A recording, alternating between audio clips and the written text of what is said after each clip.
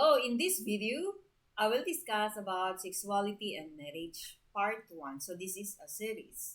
And in this video, my topic is about engagement is the beginning of marriage. So I will discuss the biblical and moral principles of engagement so that you will be able to value and help you understand the biblical sexual standards in your personal life and future relationships. Imagine you are standing before a person you love the most and promising to cherish and protect them for life. So now imagine that promise being the beginning, not the end of preparation. So it means engagement is the beginning of marriage preparation. In today's culture, engagement is often treated like a trial run, a temporal test of compatibility. So they thought that during engagement, that's the time wherein they're going to test whether they are compatible or not, whether they can uh, understand or pwede sila uh, click o hindi. Ayan. Or others thought that during engagement, this is time to prepare for the wedding day. But in the biblical principle, the right and the correct principle is that during engagement, that is the time of preparation for marriage. Not just for the wedding, because wedding is just one day and marriage is a lifetime. So you should prepare for the marriage, not just the wedding. So that is the time uh, of engagement. So in God's design, engagement is a sacred covenant stage, not a casual commitment. It's the beginning of marriage, a period of spiritual and emotional preparation that determines the strength and success of the lifelong covenant to follow. So that is very important. Now,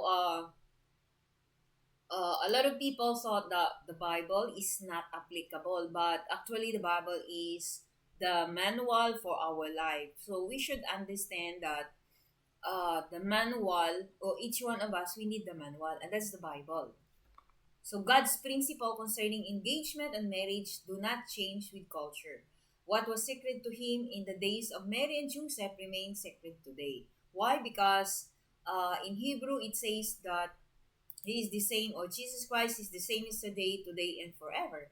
That is found in Hebrew chapter 13, verse 8. It means the principle or the biblical laws and principles are fixed.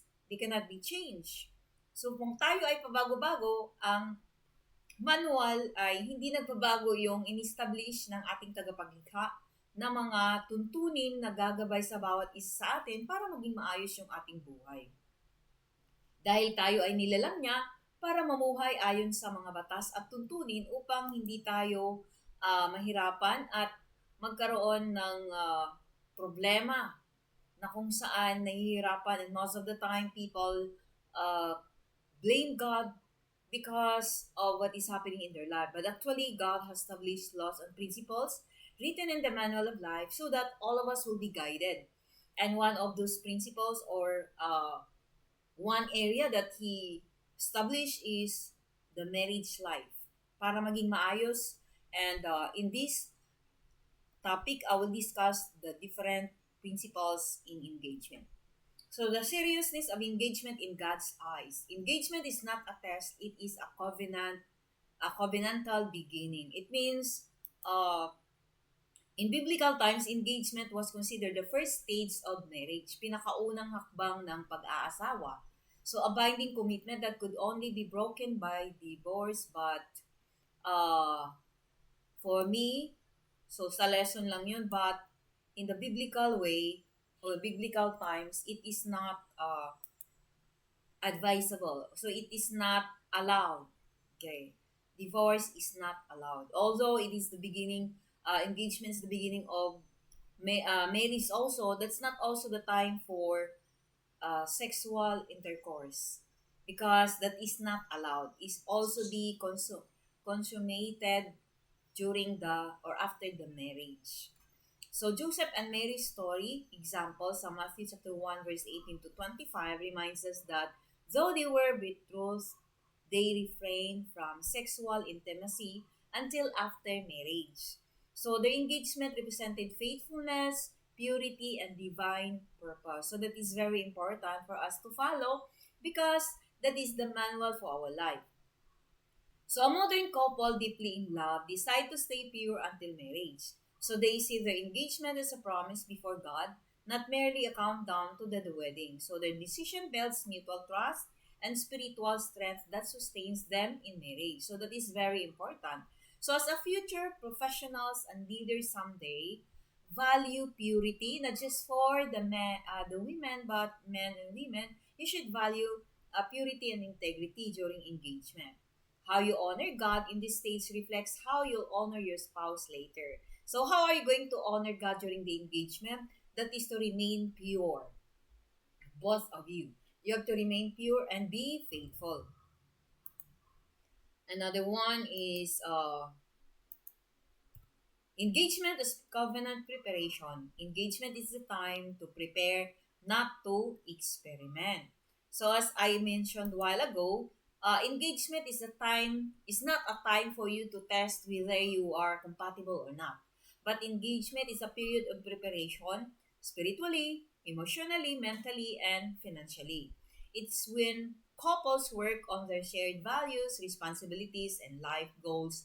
This was true even in ancient cultures where contracts were made between families to ensure readiness for the marriage. So it is very important for you to prepare. For example, in your belief, you should talk together and pag-usapan kung saan ba kayo dadalo na church. Ano ba yung dadaluhan nyo na church? So, dapat magkapareho kayo doon para magkaroon kayo ng, magkakaintindihan kayo. You will have the same perspective about about your belief. Okay, emotionally, both of you are mature. Hindi na yung patampo-tampo. Ganon. So, that is a sign of immaturity.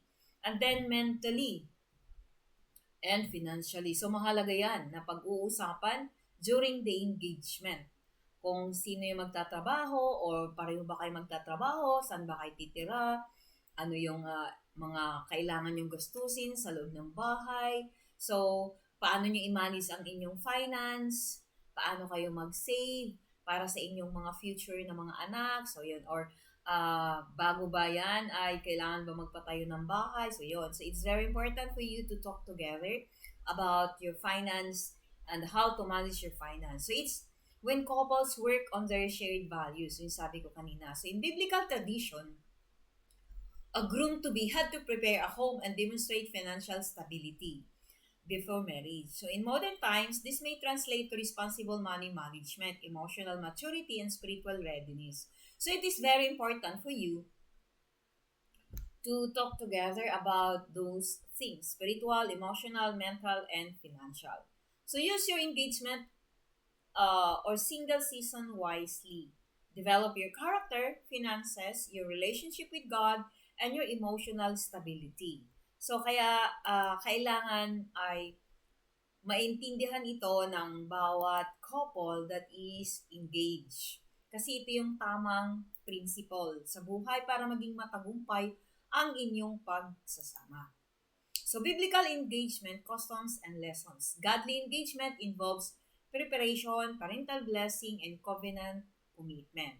So, when we say covenant commitment, it means it's more than just a promise.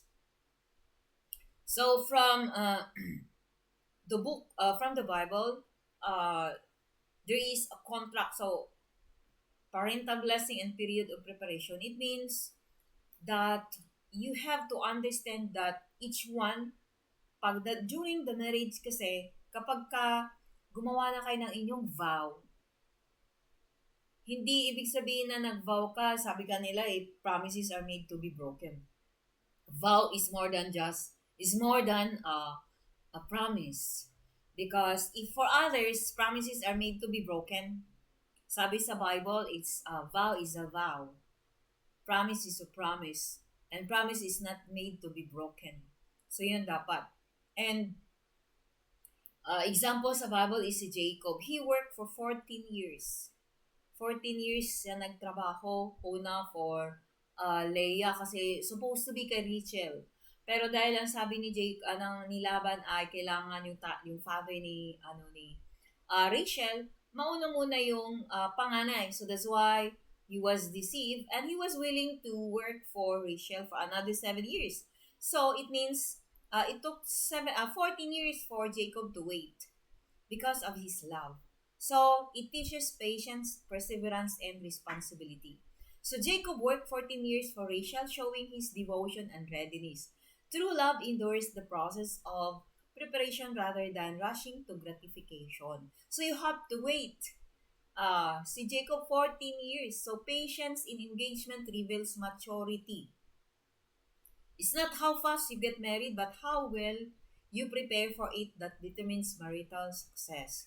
So it is very important to remain pure and wait patiently so that because a purity or being pure, that's your best gift to your spouse. Okay, so another one is engagement and sexual purity. Sexual intimacy is reserved for marriage, not for engagement. So yun yung sinasabi ko kanina. So engagement is a time of exclusivity, not sexual activity. So the Bible clearly defines sex before marriage as fornication and sex with an engaged person as adultery. So 1 Corinthians 6:18 to 20. So God designed sexual union as a consummation of the marriage covenant, not the beginning of it. So even though engagement is the beginning of marriage, you are not yet allowed to have the sexual intimacy because that is not allowed. It's only after the wedding.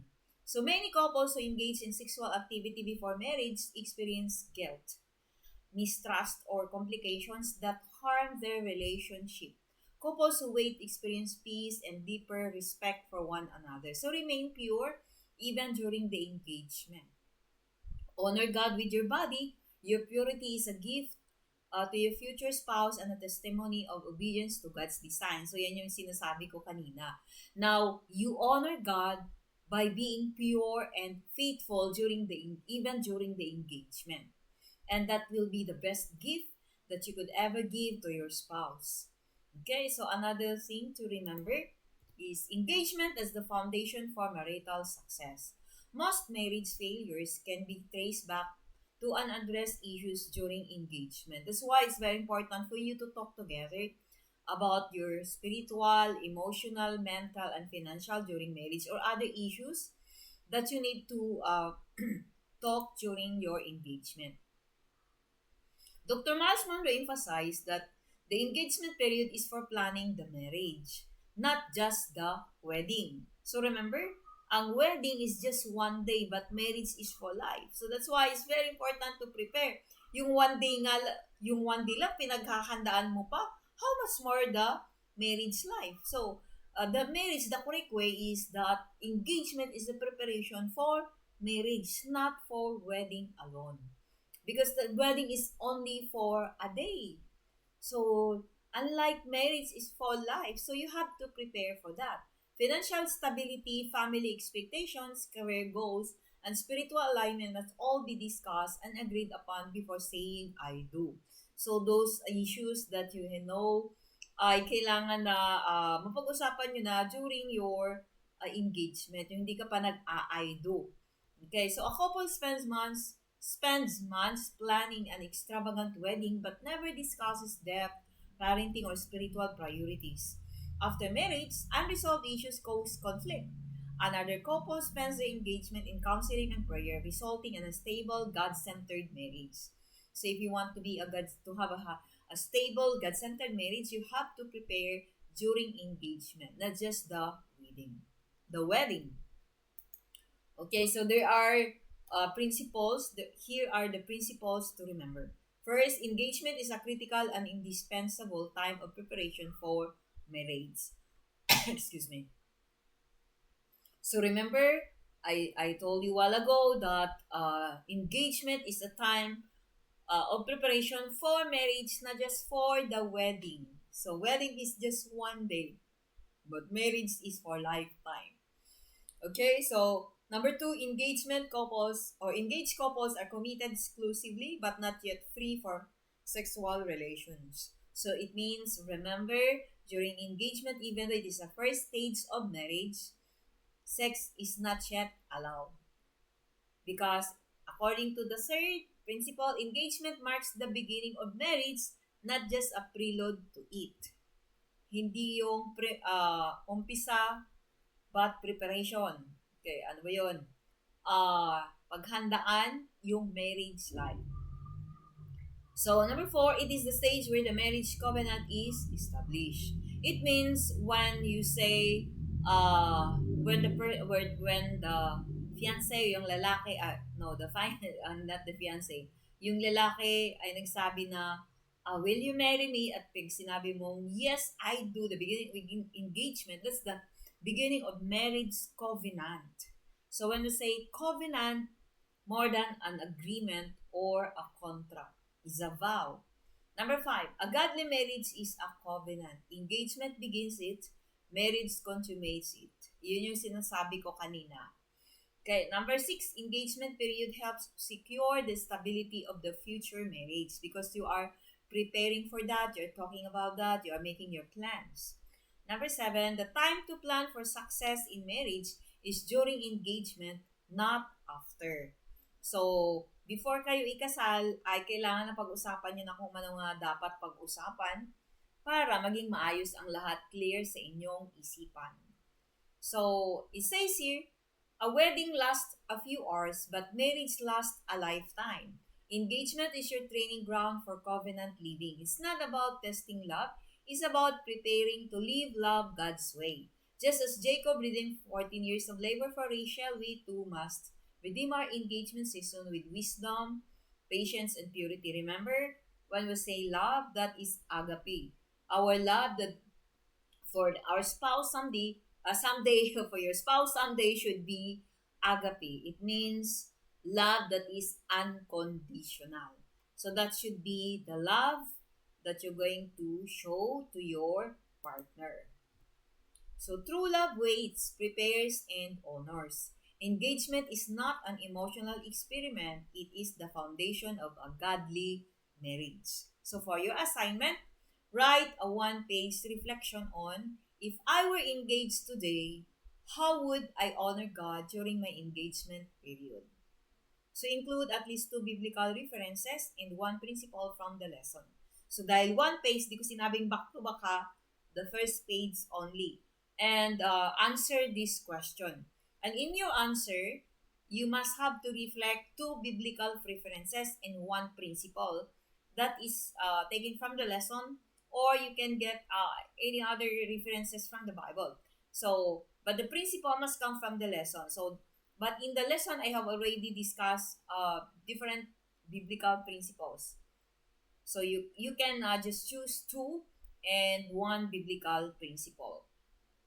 So ito yung tatlo na dapat makita sa inyong assignment. So one page but the front only. So just answer this question. If I were engaged today, how would I honor God during my engagement? Okay, so that's all for this video. Thank you and God bless.